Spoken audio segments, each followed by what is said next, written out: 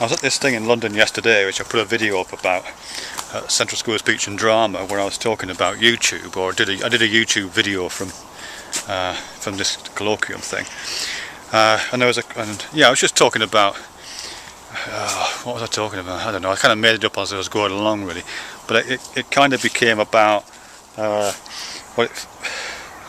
what the embodied sense was of being in a shared space time with people, as opposed to the embodied feeling of being in different space time with people, like, you know, the YouTube experience. I'm talking to you, and there's a communication going on here of a kind, but it's asynchronous, so we're not sharing time, and obviously we're not sharing space, and there's just a very different embodied sense.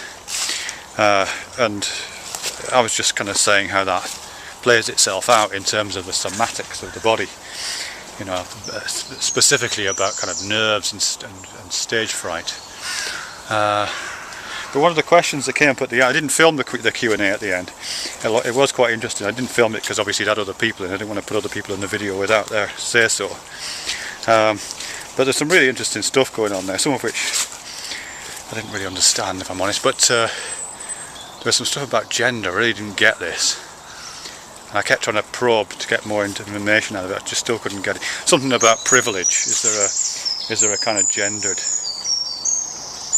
I don't know, sexual politics agenda to this thing that I'm doing here? I don't know.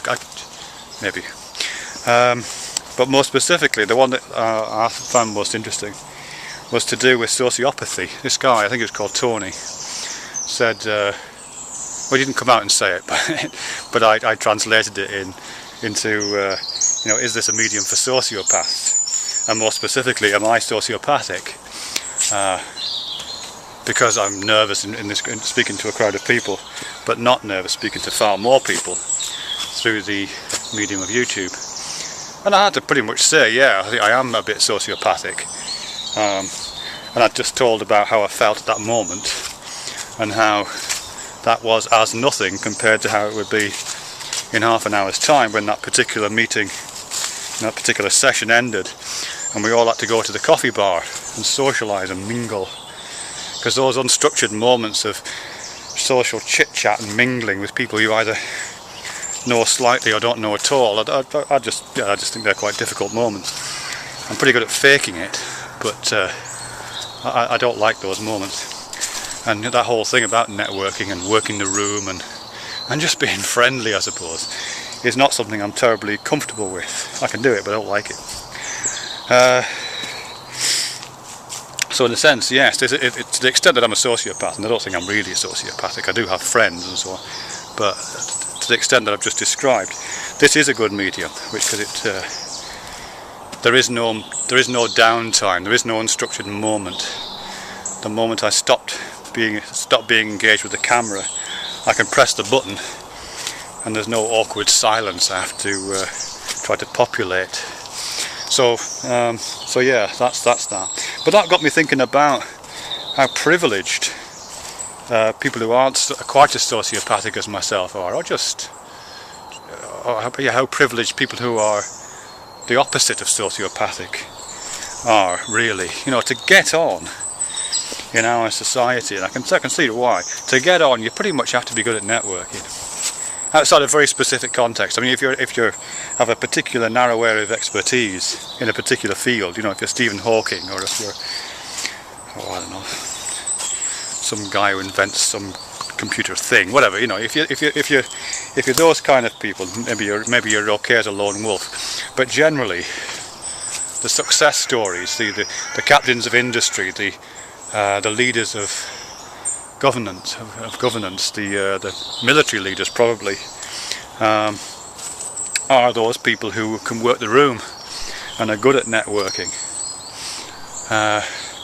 As I say, that's something I find difficult. You know, if someone invites me to a party, or says, "Oh yeah, I know these people, you'll really like them, come along and meet them," I don't, "Oh no, please."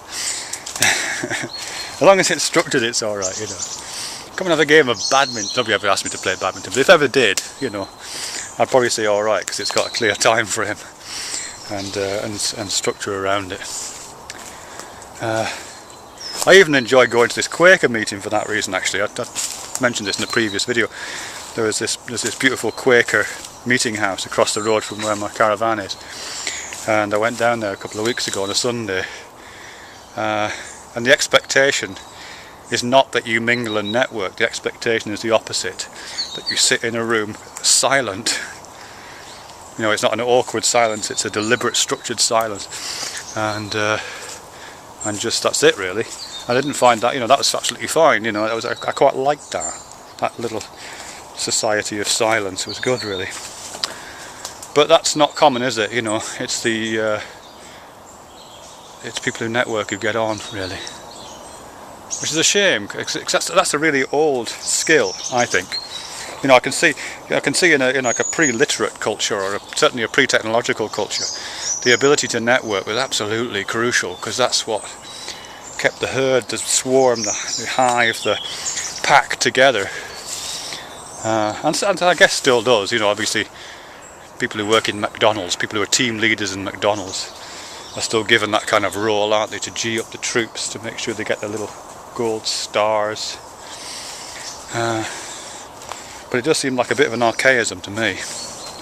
And it doesn't necessarily mean that they are the best people for their job even. I saw a study recently about leadership, I think it was in Scientific America, and they had groups of people carry out particular tasks, and then it asked them afterwards who they would evaluate as the natural leader of their group.